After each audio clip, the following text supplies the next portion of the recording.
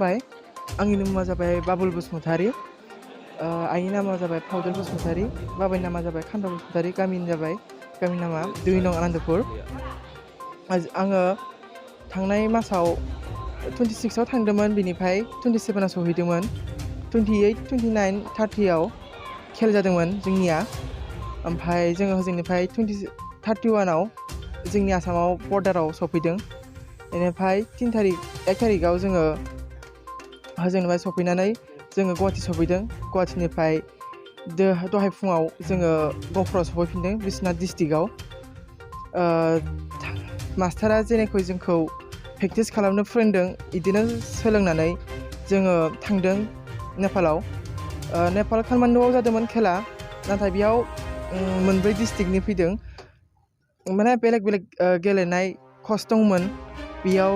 आं गेलेनाया कुम्फुआव गेलेदों आरो आंनि अजना 75 आव गेलेदों आरो आङो 2 खेल गेलेदों कुम्फुखौनो माने बेलेग कान्ट्रिनिजों नेपाल ओमफ्राय बांलादेशनिजों गेलेदोंमोन शिलं इन्डिया दंमोन आरो ओमफ्राय बेयाव खेबनै गेलेदों आरो बेयाव खेबनैयाव आङो खेबनैखौबो देरहादों बेयाव गल्ड मेडेल मोननो हादों आङो दासिम 4 मेडेल जाबाय खेबनै गुवाहाटियाव ओमफ्राय खेबनै नेपालाव गेलेनाय जादों आङो सरकारा माबा मोनसे होदों नामा जोंनो सरकारा जेबो होआखै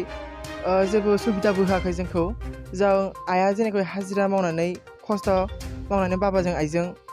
आंखौ थिनहरदों बिदिनो फैसायालाय बुहुत बुरजा नांगौ थांनायाव बिदिनो मालाबा 50,000 मालाबा बिदिनो 25,000 नांगौ जायो ओमफ्राय आरो पकेटनि ओरै थायो दाहार लानानै हरो आइमोना बाबामोना बेनिफ्राय सानो आङो मालाबा मानो गेलेफ्लांखो आङो सानो होनबाबो गोसोआ मानिया गेलेयाबाबो जेनेखि सारा प्रेक्टिस खालामो बिदिनो सारि न'आव प्रेक्टिस खालामो आङो जेनेखि सारा प्रेक्टिस खालामनो फोरोङो जोंखौ होमबाना जों गोसो होनानै प्रेक्टिस खालामो बेनिफ्राय थांनि सिगां जोंखौ गावजों गाव बुलायनानै सोर देरहायो बेखौसो लाङो नालाय सारा सेलेक्सन खालामो बेयाव आं सेलेक्सन जादोंमोन बेनिफ्राय दा बे मासनि 15 थारिखआव नेपालाव थांफिननांगौ गेलेनो अल इन्डिया अलिम्पिक खेल दङ बेयाव सारजों आंजों थांगोन सारा आंखौ जेनेखि प्रेक्टिस खालामफिनगोन बिदिनो मास्टारा प्रेक्टिस खालामनाय मास्टारनि नाम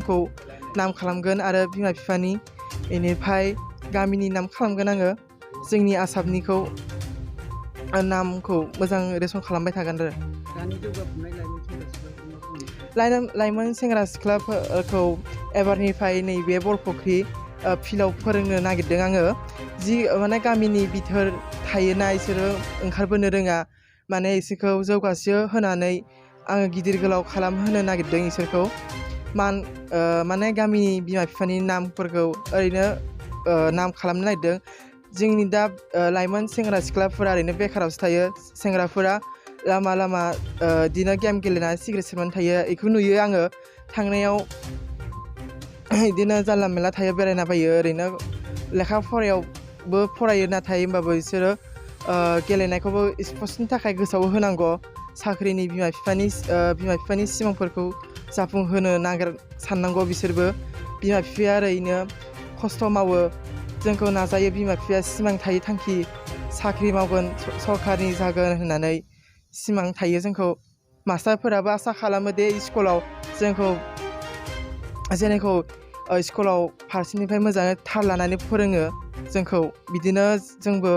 आंबो नाजायो जे गामिनि बिथोरफोरनि मानसिफोरखौ लाइमोन सेंग्रा सिख्लाफोरखौ आंबो नैबेयाव एबारनिफ्राय बेयाव पस्टआव सिथाबगोन गेलेनानै स्पर्ट्सनि जाय माने गेलेनो गोसो बिसोरो जइन खालामनानै स्टार्ट खालामनो हागोन एसेनो आंनि मुङा फाउदुल बसुमतारी जायगाया जादों राजगड़ आरो गामिया जादों 2 नं आनन्दपुर आंनि हौवानि नामा कान्त बसुमतारी आरो फिसालानि नामा बाबुल बसुमतारी दिनै बेसेबांबा मोजां मोनदों आं हाजिरा मावनानै फैसा हरनाया लस जायाखै आंहा लाबसो जादों मानो होनना बुंबा आंनि फिसालाया बाबुल बसुमतारीया दिनै देरहाना फैबावदों नेपालाव खननै जाबाय गुवाहाटियाव खननै जाबाय आं हाजिरा मावनानैब्लाबो दिनै बे फिसाखौ आं फोरोंदों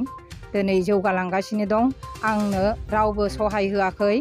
आंनो दिनैसिम आंखौ रावबो नायसनाखै दिनै आं बिराद खस्थ'आव दुखु जारलायाव दङ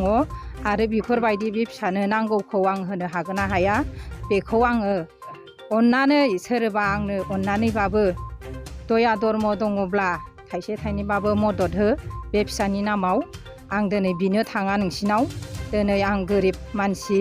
दिनै दुखु खस्थ'यैनो आङो सोलिनानै जागासिनो दङ हाजिरा मावनानैब्लाबो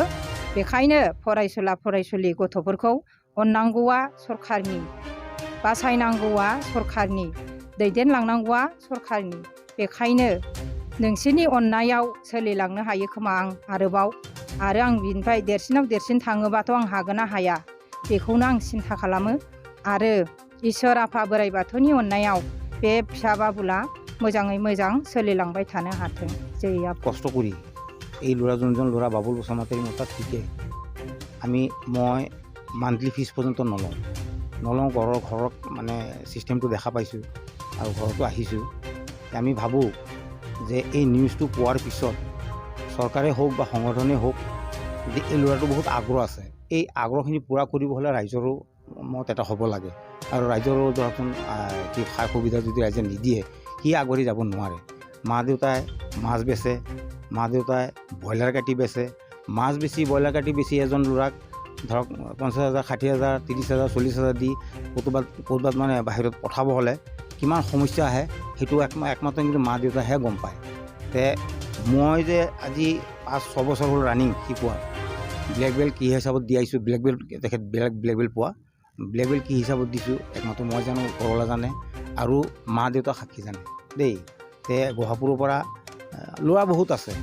আমি বনাব পাৰিলে বহুত ল'ৰাক বনাব পাৰোঁ কিন্তু আমি এনেকা ল'ৰা কিছুমানক বনাব বিচাৰোঁ যাৰ হবি আছে এই খেলৰ পক্ষে ধৰকচোন এটা সন্মান আছে মান আছে